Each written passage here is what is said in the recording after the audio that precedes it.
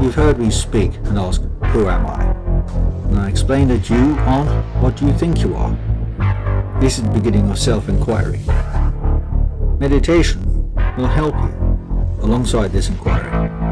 Some think that meditation is about stopping the mind, but it's not. No, it's about observing your thoughts, yet not dwelling on them. So many times we find ourselves capturing a thought and analyzing it, but meditation will help you understand that your brain will cause thoughts to arise, born from the subconscious and elsewhere, that you do not have to analyze every one. The way to do so is to acknowledge the thought and then let it pass. For example, when you go outside and cross the road, do you analyze every car, truck, bus, etc.? No. You let them pass by until you can successfully cross the road. You don't think, oh, that's a silver Nissan Micra, there's a blue BMW, a black SUV, Mercedes SLK in red. No, we don't do this. We just let the vehicles pass by. Likewise, in our meditation, let thoughts pass by, like cars or clouds. Give each thought a quick label if you wish, like colour, food, drink, person, and so on. But don't analyze it or them. Practice this and develop it into your life and meditation. After a while, you will come to a place where you are observing your own thoughts but not entertaining them. They will appear to merely pass by.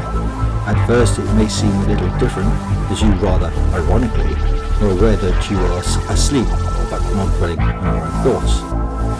It's like you are watching dreams whilst asleep, but you are conscious that you are sleeping, which normally you aren't usually aware of. With time, you'll be able to enter this state and recognize that you are there. When you stir from the meditation, you will feel fully aware that you were at a different level of consciousness, hearing the same sounds, smelling the same smells, etc., as when fully conscious. And you realize that you have been there and are now here. When one has this experience, you begin to wonder where you were. The experience will cause you, as with most people, to consider this. If I'm aware of my thoughts and sensations when awake, and also when at a different level of consciousness, and if I can watch my thoughts as if they were adverts and trailers for films on a cinema screen, what part of me is it that is watching? For it is not my eyes, they were shut.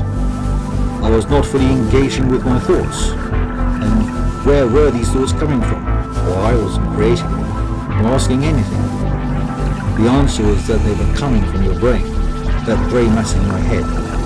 If the brain is in G, it's part of a constantly regenerating vehicle that you inhabit and move about in. So if you are aware of things when fully awake, and aware of your own thoughts and other things when at a different level of consciousness, where is this observer?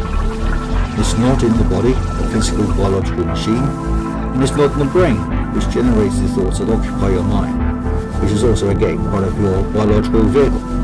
So where is this observer that is you? What's its location? What's it made of? What is it? You may say, you tell me meditation helps self-inquiry, but it's actually giving rise to more questions, and you would be right. But the questions are integral to your self-inquiry. For thousands of years, people have been making inquiry and seeking answers, and these answers are all related to awareness. Who or what is aware, and where it's located, its ubiety. And I can tell you the answers, but it's not just something you can know. It is something to experience and feel. You see, self-inquiry leads to self-realization, as the ancients call it enlightenment, that is, being awakened. It is more than mere knowledge, it's beyond that, and it's an actual experience, like swimming in water. One can tell you and show you about and how to swim, but in order to know how to swim, you have to be in the water. The knowledge of swimming is fine, but to really know, you have to be fully immersed in water. Likewise, you need to have direct experience of awaking, becoming enlightened, being immersed in awareness and the water of experience itself.